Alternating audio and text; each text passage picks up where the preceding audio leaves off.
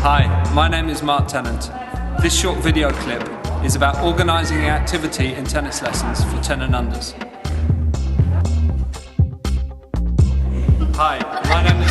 Labi organizēta tenisa grupa treniņi ir labākais veids, kā gūt panākumus U10 tenisā, noturot bērniem prieku un interesi par tenisu. Treneriem jābūt komunikabliem ar labām organizatoru spējām.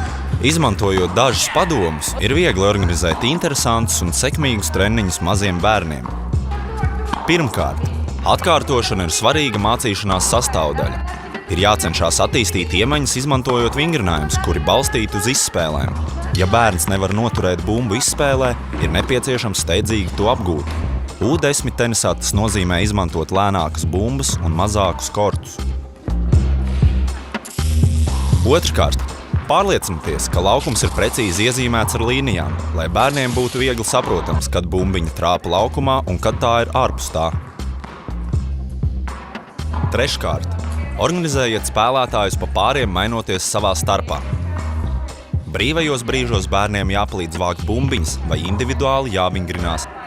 Stāvēšana rindā bērnus garlaiko.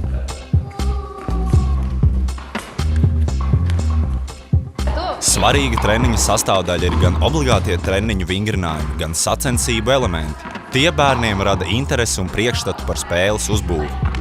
Trenerim jāļauj bērnam patstāvīgi uzsākt izspēli, tādējādi trenējot servi. Organizēt spēli uz sarkanā korta ir viegli, jo iespējams izveidot 4 vai pat 6 mini-kortus, izmantojot mini-tīklus un līmlenti. Uz oranžā un zaļā korta spēles organizācija ir nedaudz savādāka, bet tikpat viegla. Piemēram, rotācija ar 3 spēlētājiem ļauj atrasties 6 spēlētājiem uz vienu laukumu. Šādu vingrinājumu var veikt arī 7 un pat 8 spēlētāji. Pārliecinieties, ka spēlētāji mainās tikai izspēles beigās, nevis ik pēc sitiena. 3 stūra un apļa rotācija darbojas līdzīgi. Spēlētāji mainās sekojot trenera instrukcijām.